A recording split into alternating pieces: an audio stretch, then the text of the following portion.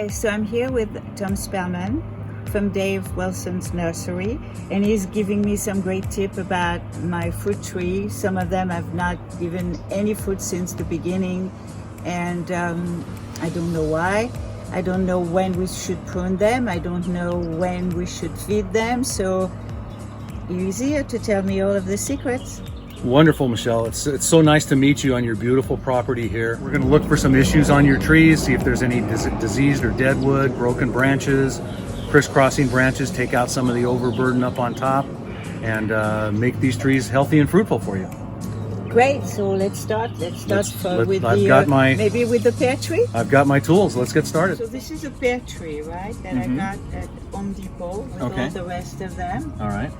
I understand most of these trees are not made for California. Right, and it basically has to do with the chilling requirements, and you know, in Southern California, Los Angeles, Orange County, we're in very low chill established zones. So you want to make sure that if you're buying trees for the Southern California market, that you're selecting varieties that are less than 500 or 400 hours of chill requirement. To me, just by looking at it, it looks like a variety called Monterey, which is a self-fruitful variety. It's low chill adaptable. It's good for this climate in Los Angeles. So this should be a variety that will do well for you. Okay. Unfortunately, we do have a couple of problems with this tree. Number one, it has a bacterial infection that is referred to as fire blight. And we can tell it has fire blight by looking at these branches that have foliage from last year's growth, where the foliage is in decline. There were blossoms from last year that went into a decline. So that's a result of the bacteria. This actually is a root sucker. So if I pull this out, I can see down here low on the tree, here's the graft right here. Okay. So this is the rootstock, this is the variety. So growing from below the graft is this sucker coming from the root system.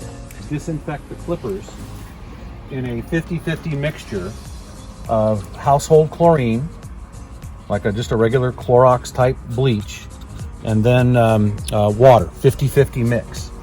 So I'll disinfect my little hand clippers and my large loppers, and that way we're making sure that if my clippers were dirty, I wouldn't be bringing anything in that would reinfect your tree. So this branch right here, we like to see where the infection point is, and we like to go several inches below that. So I can come down right in here and take that branch out. Now we're also going to look once we get the issues removed from this tree. We're looking for dead wood, we're looking for diseased wood, we're looking for areas where there's too much overburden on the growth, crisscrossing branches. Like this branch right here goes right in toward the center.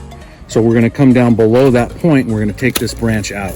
Now that allows for additional amounts of light exposure and air movement, and that is what is going to give us good fruit quality. Now we don't have to take it all out, because a fruit tree, you want to consider a fruit tree kind of like an artist's canvas that will never be signed. You're never going to prune this tree and walk away from it and say, okay, I'm done, I never have to prune it again.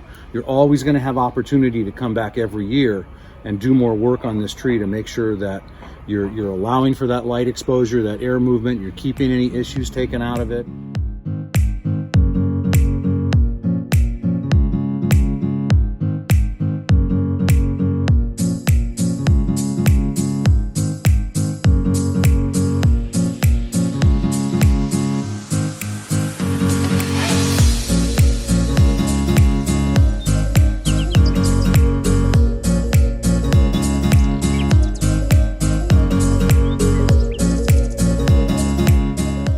I think that's pretty good right there. I think we really don't need to do anything else to it this year, and we always have opportunity to come back to this tree in the summer and do a little size reduction. In the wintertime, we can do our detail pruning.